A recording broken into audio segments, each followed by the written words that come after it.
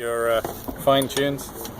That way you can always reach them when you're out on the rail, and you don't get the end of this caught around something or stuck when you're trying to go for a drop. Helps keep the spaghetti under control to do that. I forgot mast blocks, which is Paul and Dan's other favorite thing to talk about, that doesn't come with your boat for a good reason. Same reason as the turnbuckles on the lowers. But in order to tune properly, you really need to have mast blocks, which they're the things wedged in between the front of the mast and the partners there.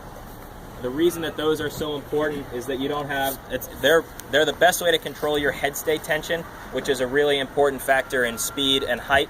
They're the easiest way to do that. They also control the depth or flatness of the lower part of your mainsail, which is also really, really important, and we'll talk about that soon.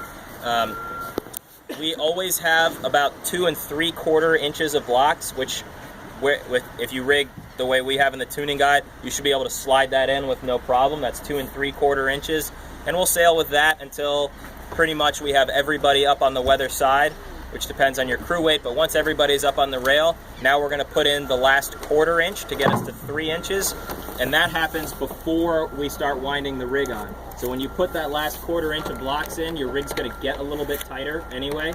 Your headstay is going to get tighter as well, and after that point, then we'll just do turns on the uppers to depower as the breeze keeps coming up. See, can you back up? Sure. To get that correctly. So at 8 knots, start with a wind. There's no blocks according to the guide. No, there's 2 3/4 inches.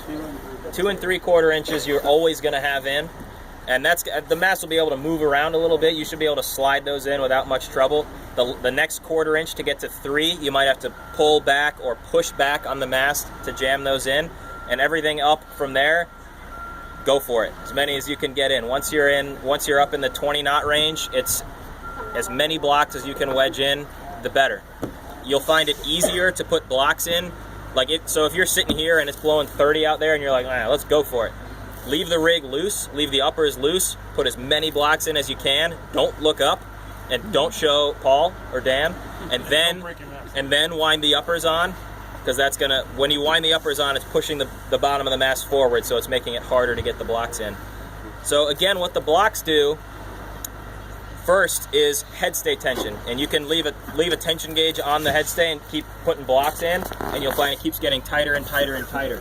The reason that's important on this boat is because really the only thing that you can use to control the headstay tension without blocks, since we can't put a bunch of turns on the lowers, is your main sheet.